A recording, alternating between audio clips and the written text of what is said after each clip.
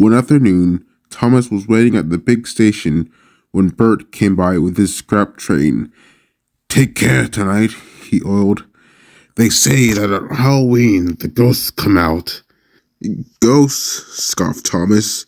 "Ridiculous."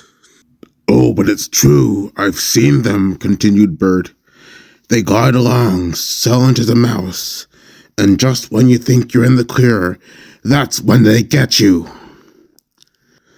"I'm too busy to think about such superstitions," retorted Thomas.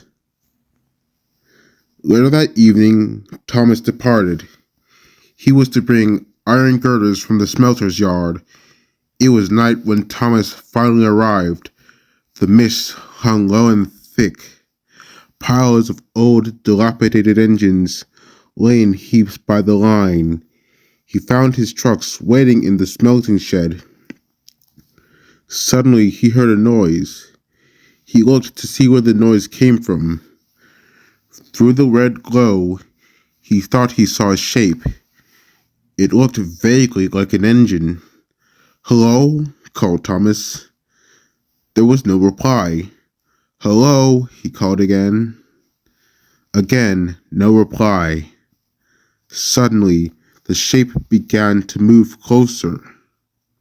Then Thomas was able to get a closer look. It was an engine. Its shape was very similar to his own. It was covered from cab to wheels in thick rust. It creaked and wobbled slowly towards him. Suddenly it lunged forward. "Help!" shrieked Thomas. "Help!" shrieked Thomas, and without thinking, he darted back home as quickly as his wheels could carry. The Fat Controller was sitting in his office when he heard an extraordinary noise. He stepped out.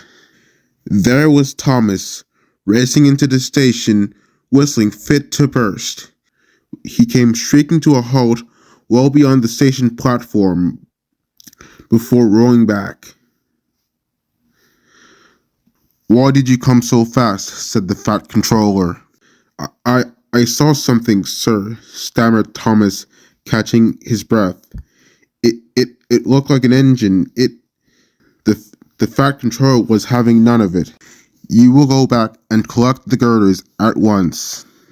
"Yes, sir," said Thomas, and he hurried off. It was later still when he arrived back at the Smelters Yard. As he was being coupled to his train, he glanced around to make sure the engine wasn't watching him. When he arrived back home, everyone else was already there. "Well, well, well, how was your run to the smelters?" asked Henry. "Did you see a ghost?" chortled James. Thomas didn't answer. He simply backed into his berth. I wonder what Thomas really saw that night. Don't you?